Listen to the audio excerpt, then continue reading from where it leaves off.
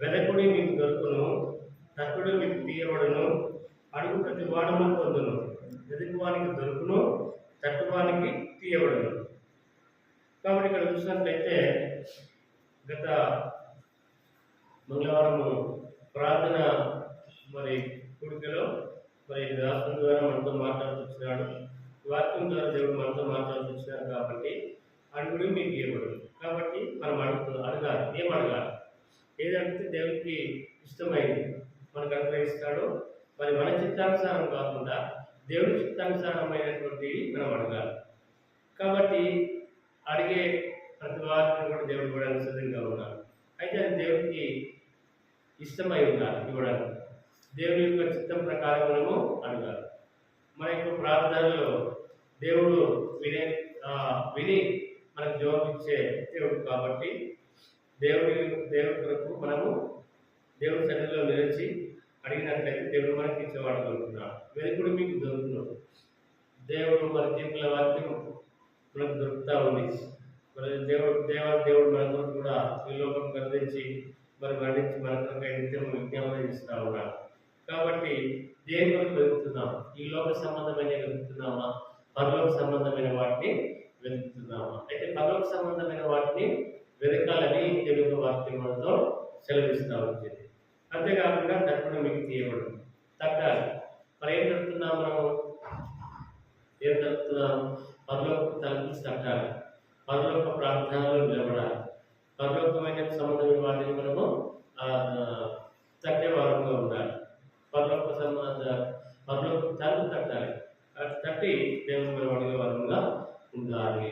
అందుకే ప్రవక్త మరి ఆయన ప్రార్థన చూసుకుందాం. మనం దానియేలు గ్రంథము 10వ అధ్యాయం 2వ వచనం.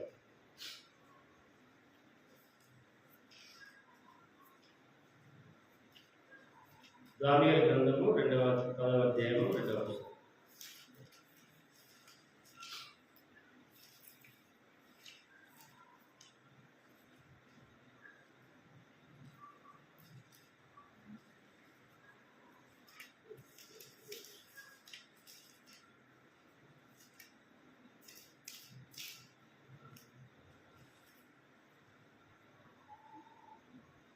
దానియేలు 10వ అధ్యాయం 2వ వచనం చదువుతుందా?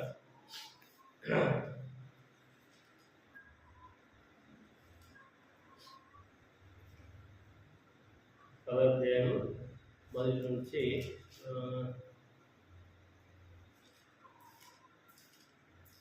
5వ వచనం వరకు మాత్రం చదువుకుందాం. దానియేలు గ్రంథం 10వ అధ్యాయము మొదటి నుంచి 5 వరకు మార్చి చదువు.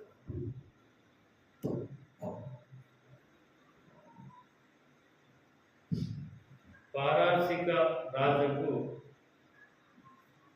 కోరేషు పరిపాలన కాలంలో 3వ సంవత్సరమున బెల్తెషాజరు అను దానియేలునకు ఒక సంగతి బయలుపరచబడింది. గొప్ప యుద్ధము జరుగునన్న ఆ సంగతి నిజమే. దానియేలు దాన్ని గ్రహించాడు. అది దర్శనము వలన అతనికి తెలిసినదాయను. 2వ వచనం అందరూ. ఆ దినముల యందు దానియేలును నేను 3 వారములు దుఃఖప్రాప్తులనైతిని. 3 వారములు గడుచు వరకు నేను సంతోషముగా భోజనము చేయలేకపోయిని. మాంసం గాని ద్రాక్షారసం గాని నా నోటిలోనికి రాలేదు. స్నానాభిషేకములను చేసుకోలేదు. మొదటి నెల 24వ తేదీ నేను ఎజేకియేలు గొప్ప దరిద్రంలో ఉంటిని. నేను కళ్ళెత్తి చూడగా దారబట్టలు ధరించుకున్న ఎప్పుడు కనబడాను. అతడు నడుమున మేలిమి బంగారు నడికట్టు కట్టుకొని ఉండేను. కాబట్టి ఇక్కడ ఈ యొక్క మరి దానియేలు అధ్యాయం చూసుకున్నట్లయితే దానియేలు సార్లు విన్నాం. దానియేలు పట్ల దేవుడు చేసిన మేలు మరి ఆశ్చర్య కార్యములు ఉన్నాయి. అంతేకాకుండా దానియేలు పట్ల దేవుడు అద్భుత కార్యము ఆశ్చర్య కార్యములు చేసినాడు.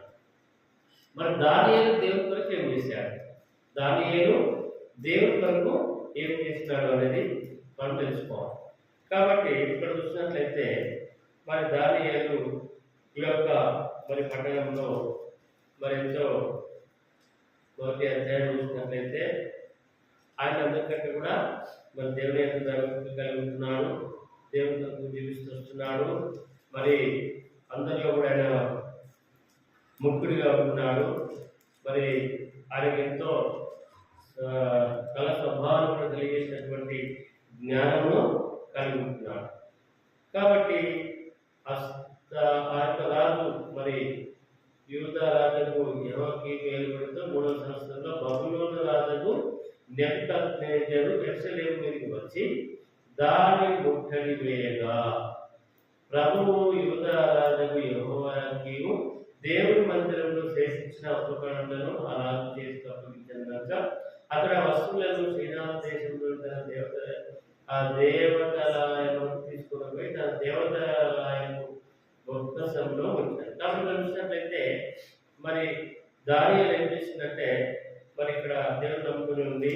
మరి ఆ పెద్దల మీద ప్రధానుల మీద కూడా అతను మరి ఒక పెద్ద మరి వాడుగా నియమించుకొని మరి దేవుడి కొరకు ఎందుకు చేస్తున్నాడంటే మరి ఎందుకు మరి ఆయన ప్రార్థిస్తాము, మనం ప్రార్థిస్తున్నాడని తెలుసు, ఆ సింహపు నుంచి దేవుడు విడిపించినాడని తెలుసు.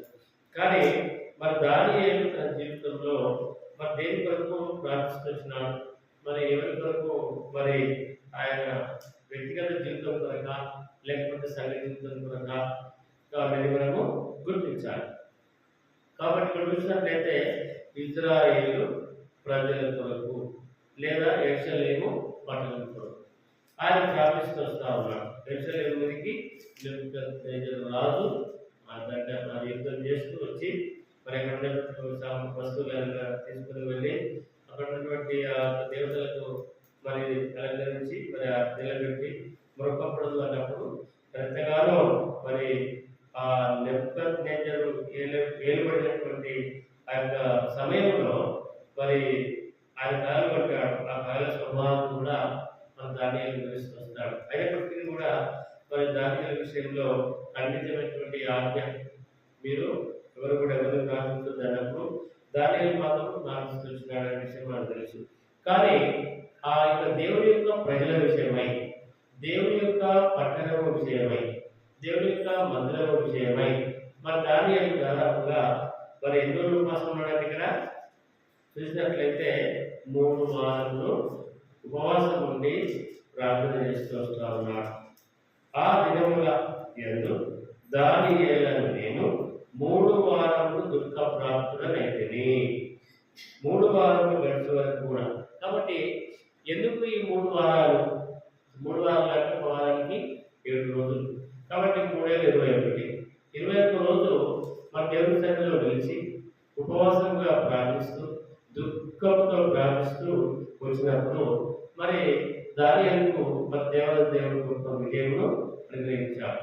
మరి తన ప్రజలను విడిపించాలని ఆ యొక్క మందిరం క్షేమం కొరకు మరి ప్రార్థిస్తూ ఆ ప్రజల కొరకు ప్రార్థిస్తూ తనకు జరిగినటువంటి ఆ సంఘటన మరి ఆ యొక్క శిక్ష మరి సింహపురంలో యొక్క శిక్షను కూడా తప్పించడానికి దానియేలు ఎంతగానో మరి 3 సార్లు మరి ప్రార్థిస్తున్నాడు. కాబట్టి మనం కూడా ప్రార్థన అంటే మరి మనకు తోడుగా ఉన్నటువంటిది. ఎవరు లేని సమయంలో ప్రార్థనను మనం కలిగి ఉంటే అది మనకు తోడుగా వస్తుంది. ఆ ప్రార్థన ద్వారా మనకు శక్తి కలుగుతుంది. ఆ ప్రార్థన ద్వారా మనకు విజయం కలుగుతుంది. ఆ ప్రార్థన చేయడం వల్ల మరి మనకు హృదయం ఉల్లాసంగా సంతోషంగా ఉంటుంది. ప్రార్థన చేయడం వల్ల మనము దేవుని సన్నిధిని మరి కలిగి ఉండే వారుగా ఉంటాం. అందుకే ఇక్కడ దానియేలు మరి నేను మాత్రం దేవుని కొరకు, మన దేవుని ప్రజల కొరకు, దేవుని యొక్క మరి పట్టణం కొరకు, యెరూషలేము పట్టణం కొరకు, ఆ తర్వాత ఇశ్రాయేలు ప్రజల కొరకు, ఆ తర్వాత మరి తాను కూడా నమ్మినట్టు దేవుని కొరకు మర్చిపోకుండా తన నిత్య జీవితంలో అభివృద్ధి జీవితంలో ఎంతగానో ప్రార్థిస్తూ వస్తూ ఉన్నాడు. ప్రార్థించినప్పుడు దేవుడు దానియేలు యొక్క మొరను విని ప్రార్థన అంటే మరి ఎంతో మరి ఆ దుఃఖంతో కూడినటువంటిది, ఎంతో మరి బాధతో వేదనతో కూడినటువంటిది. ఆ ప్రార్థన శక్తిని, ఆ ప్రార్థన బలాన్ని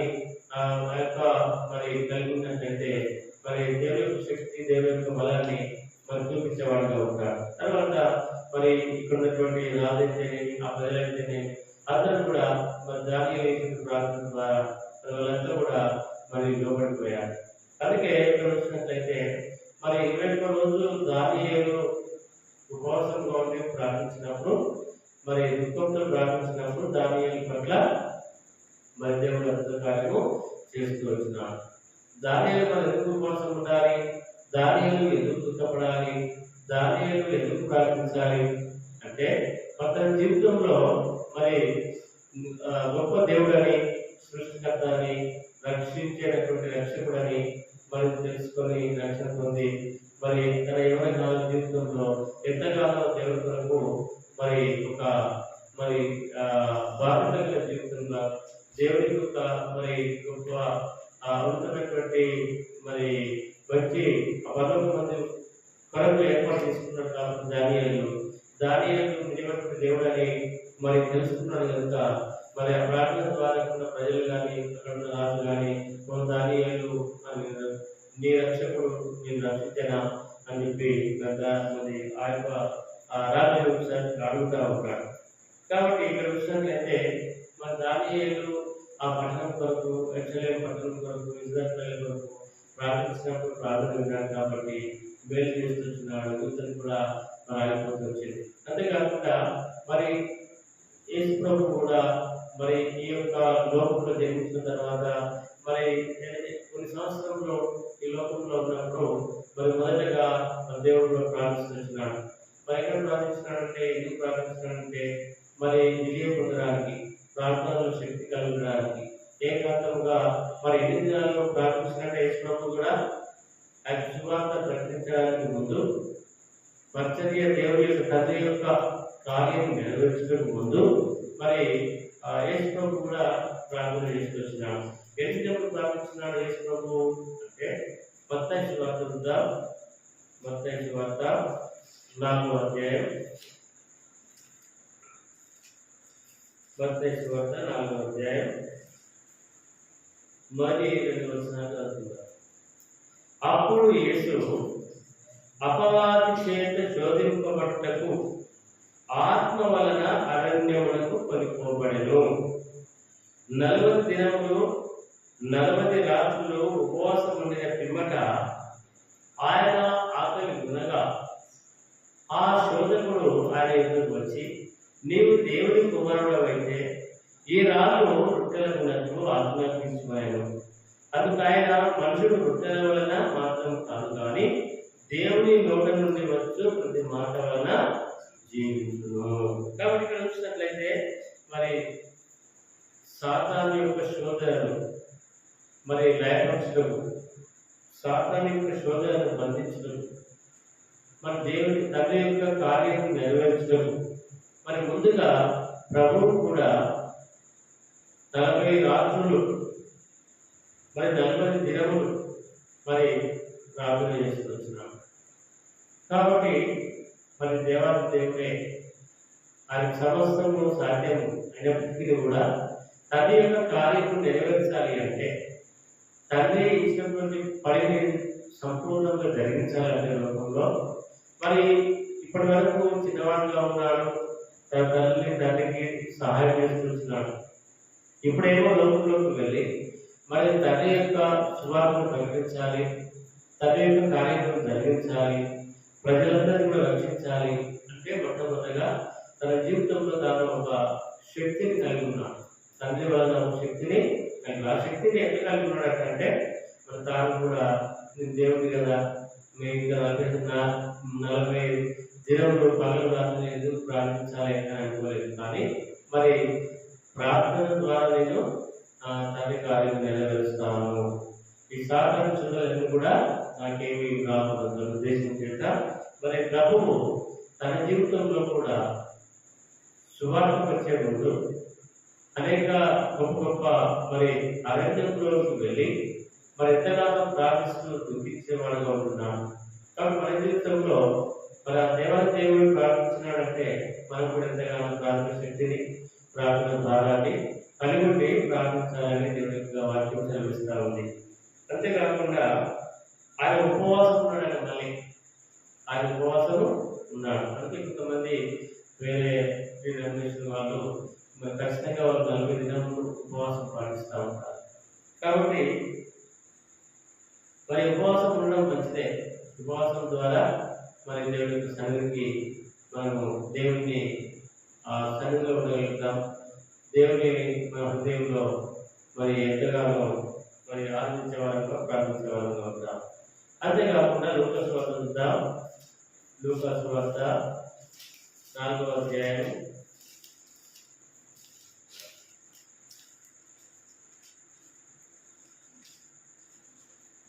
1వ వచనం చదువుతున్నాం.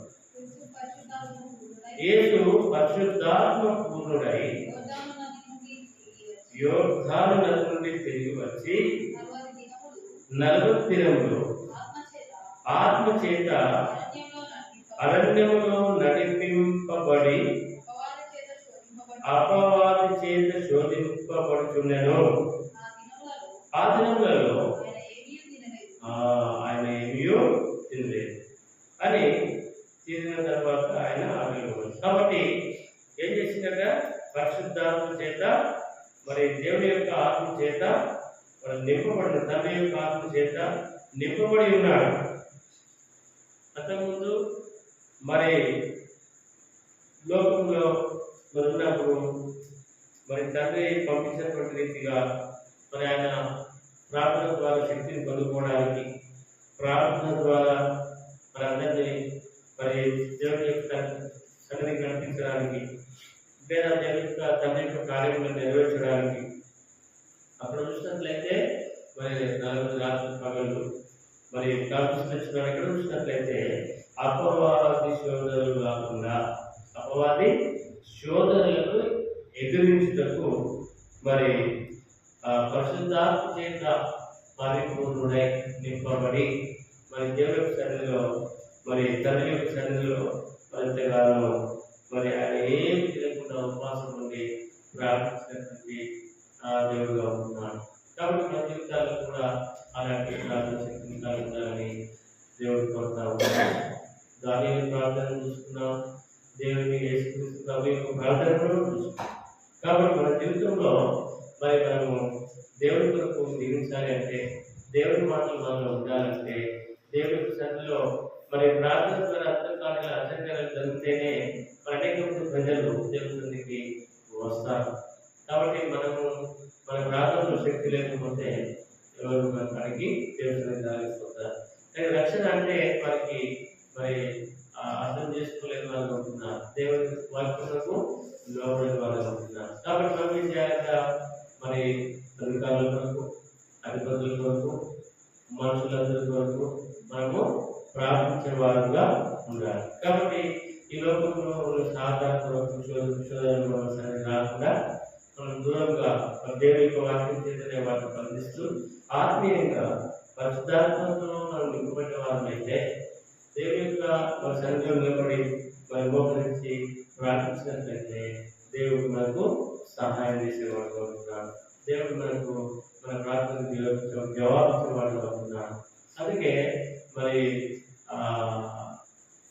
రియల్గా జరిగినటువంటి సంఘటన ఏంటంటే ఇక్కడ ఉన్నటువంటి అనేక మంది ప్రజలు కొంతమంది మరి ఉన్నత చదువులు చదివించడానికి అమెరికను ఆస్ట్రేలియాలో పంపుతారు.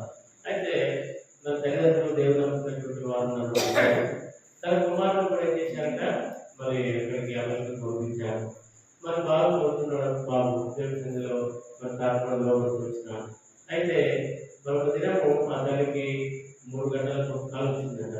3 గంటలకు ఒక కళ వచ్చిందట. కళ ఏమొచ్చిందంటే, ఇదిగో నీ కుమారుడు చనిపోతున్నాడు, ఇదిగో నీ కుమారుడు మరి బతుకుతాడు, లేదా ఇదిగో నీ కుమారుడు మరి ఎంతో మరి బాధలో ఉన్నాడు అని ఆ కళ లాగానే తల్లి మరి నిద్రలో నుంచి ఉలికి పడిందట, భయపడదట. భయపడి అయ్యో ఇది కళ వచ్చింది, మా కుమారుడు ఇట్లా ఉన్నాడు, ఏం చేస్తున్నాడు, ఎక్కడున్నాడు, మరి నా పరిస్థితి, మా కుమారుడి పరిస్థితి ఏంటి అని చెప్పేసి మరి ఆమె ఆలోచిస్తూ వెంటనే ఏం చేసిందట, మరి ఆమె మళ్ళీ దేవుడి వాళ్ళకి బయటకు తీసుకొని చదువుకొని ప్రార్థన చేసింది.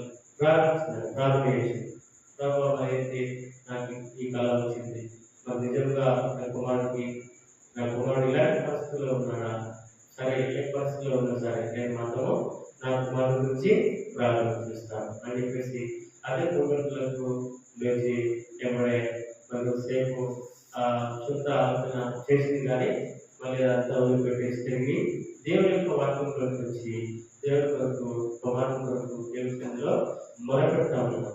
మొరపెట్టినప్పుడు మరి దేవుని యొక్క ప్రార్థన వింటా ఉన్నాం.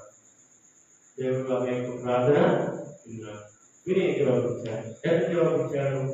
ఆమె ఎట్లా జవాబిచ్చాడంటే తెల్లారి మరి కుమారుడు ఫోన్ చేసి వచ్చినాడు. ఫోన్ చేసి అమ్మా బాగున్నారా, జీవన ఫోన్ చేసి ఉన్నాను, అయ్యో నీ గురించి కావాల్సింది బిడ్డ చనిపోయినట్టుగా నువ్వేదో బాధలో ఉన్నట్టుగా చెప్తే అని అన్నాడు.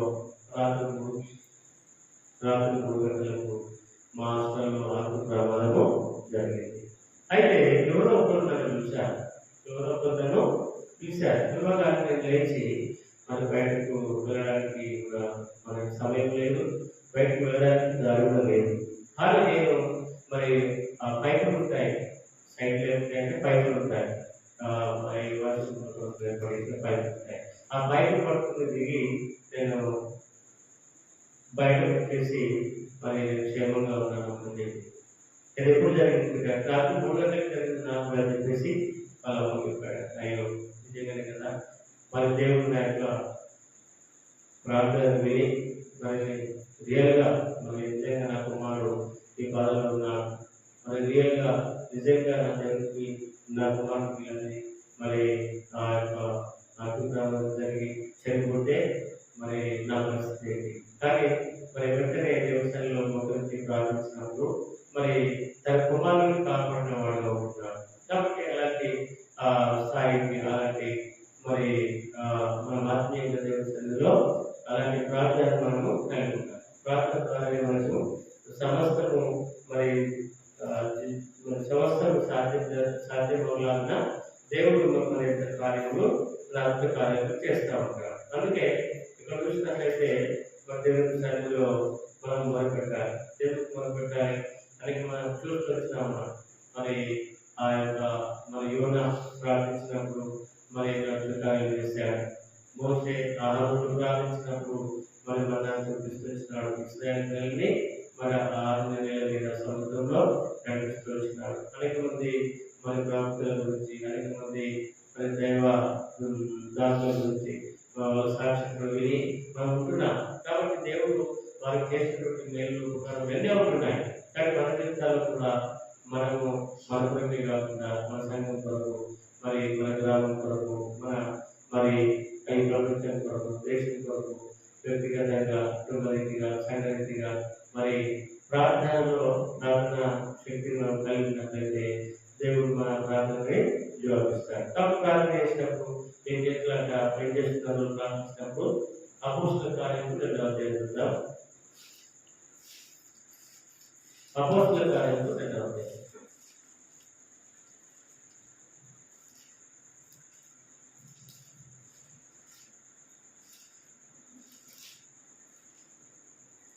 రెండవ అధ్యాయం 45వ వచనం.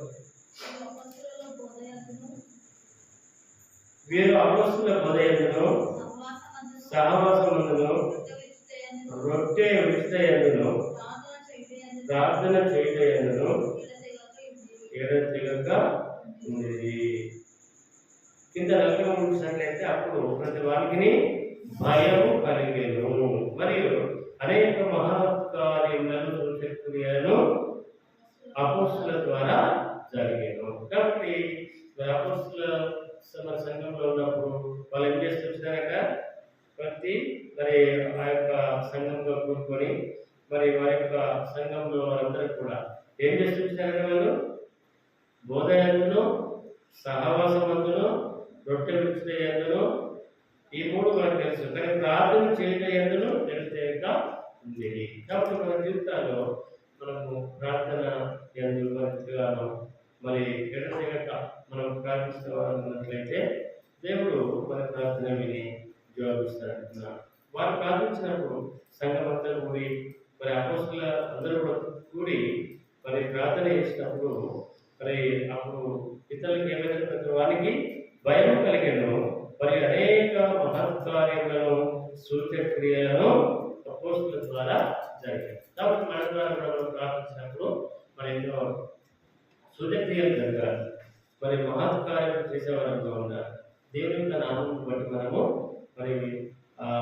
ప్రార్థించే వారిని ఉంటున్నాం కాబట్టి, దేవుడు మీద విశ్వాసం ఉంచిన వారిని ఉంటున్నాం కాబట్టి, దేవుడు మరి మన ద్వారా ఎంతో మరి ఆత్మకార్యం జరగాలంటే మనం ఎంతగా ఆత్మీయంగా పరిశుద్ధంగా మరి జీవించి దేవుడి కొరకు ప్రార్థించినట్లయితే దేవుడు తన కార్యం పట్ల నెరవేర్చేవాడుగా ఉంటున్నాడు.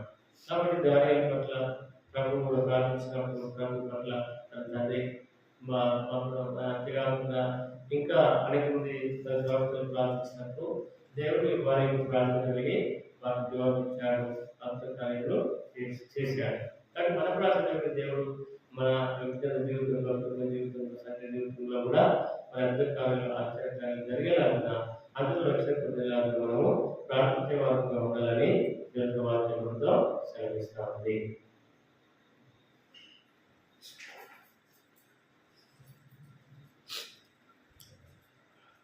That's it.